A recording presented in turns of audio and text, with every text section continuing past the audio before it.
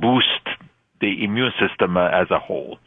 Now, what is certainly true is that if you are malnourished or sleep deprived or overweight, that your whole body doesn't function as well as it should, and that would include the immune system. But there are no specific substances that can boost immunity. Now, when it comes to inflammation, a lot of people really don't understand what that is all about.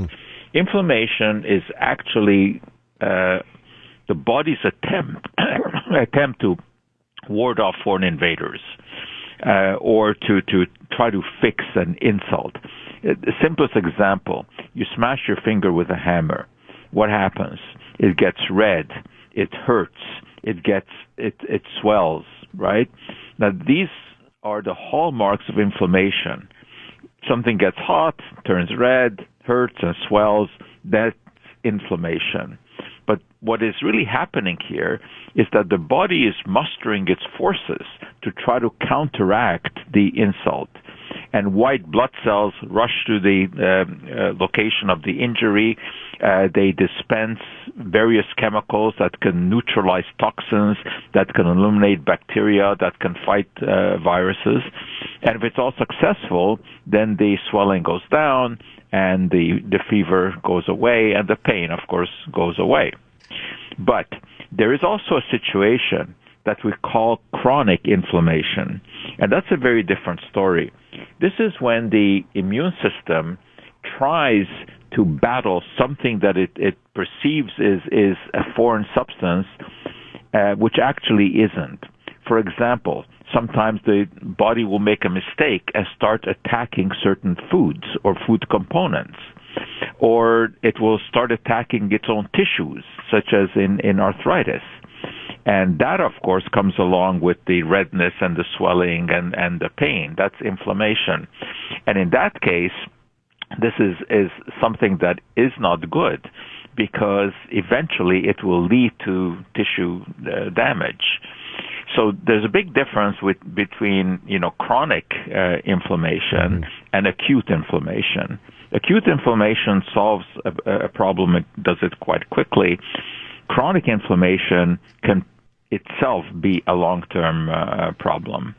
Now, when it comes to what to do about chronic inflammation, because a lot of people, of course, have heard that heart disease is associated with chronic inflammation, diabetes with chronic inflammation, etc. What can you do?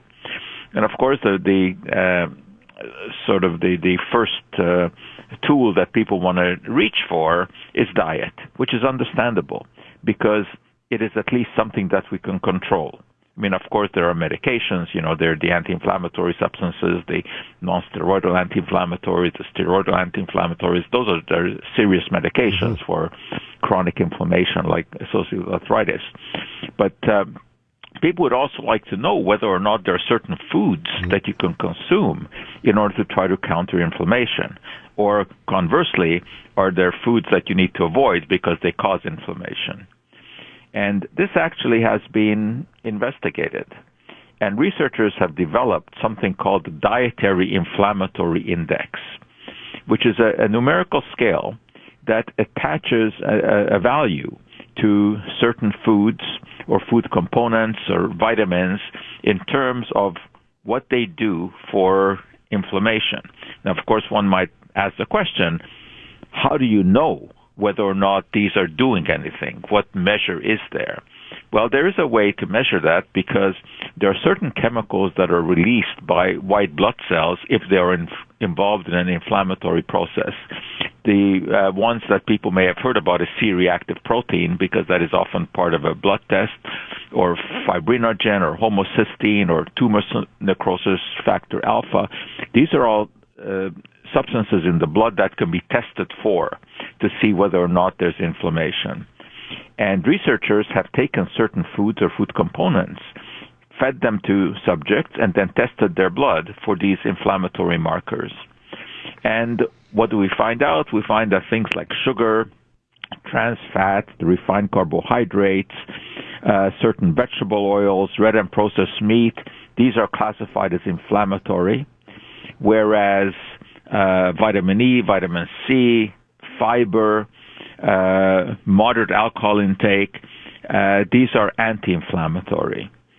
So the question now is, can you design a diet that is anti-inflammatory based on these foods that have been studied? And the bottom line is, yes, you can. And you don't have to go for anything really esoteric. The Mediterranean diet that, we spoke about often in scientific circles, which basically features whole grains and fruits and vegetables, fish, olive oil, moderate alcohol consumption, and very little butter or red meat, this is what is associated with lower levels of inflammation. But this is what we should be following anyway. It's not that if you're worried about some inflammatory response, you switch to a Mediterranean diet. The Mediterranean diet, or something akin to it, is what we should be eating most of the time anyway, which means avoid processed foods. Avoid the boxed foods that you find in the center of the supermarket. Stick to the periphery of the supermarket where you get your fresh fruits and you get your fresh vegetables and you get your whole grains. So the overall healthy diet is also an anti-inflammatory diet. But when it comes to specific supplements to boost the immune system or to rev up the immune system, as they say in the advertising, the only thing that will do is rev up the bank accounts of the people who are selling those supplements. So watch your diet, limit the processed foods, limit the red meat, eat lots of vegetables, beans, lentils, nuts, fish. Use olive oil in your salad dressings, and you'll be on your way to a healthy diet. Great advice, Dr. Joe. I have a texter, and I had that question as well, because I have a lot of friends that do intermittent fasting. Yeah. What are your thoughts on that? Well, intermittent fasting can work over the short term. That has nothing to do with immunity or inflammation. Nothing, right? Okay, nothing to do with that. It's all a question of whether or not you can control your weight like that. And there are some short-term studies that have been done on that, and they do show that you can control your weight, but it's quite readily explicable why that happens, because you consume fewer calories.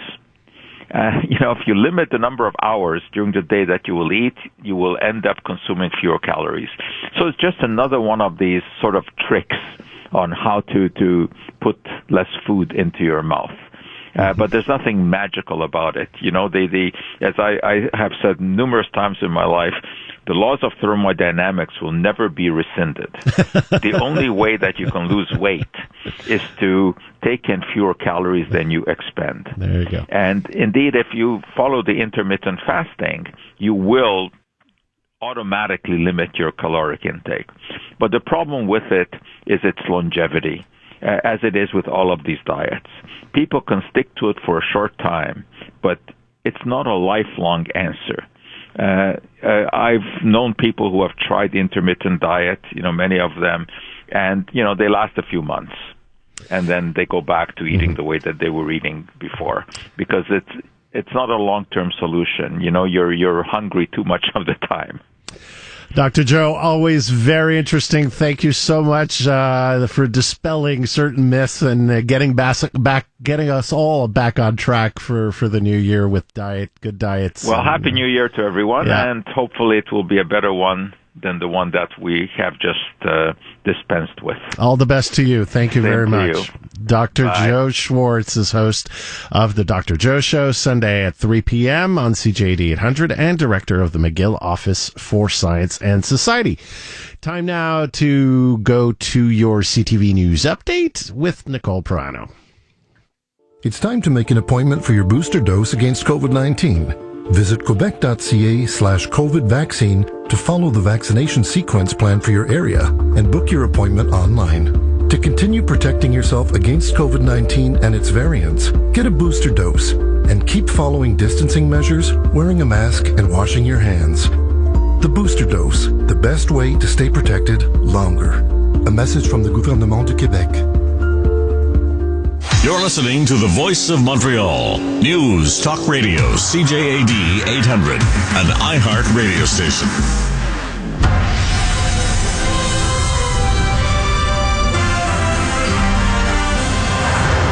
afternoon. It's 4 o'clock. I'm Nicole Perano with your CTV News Update. Gray skies in the coming days. It's currently minus 16 degrees. Your weather details coming up in minutes. Here's what's making news right now. Backlash over new health measures for daycares. Sorely needed help on its way to speed up Quebec's vaccination campaign. And a marketplace milestone for iPhone maker Apple.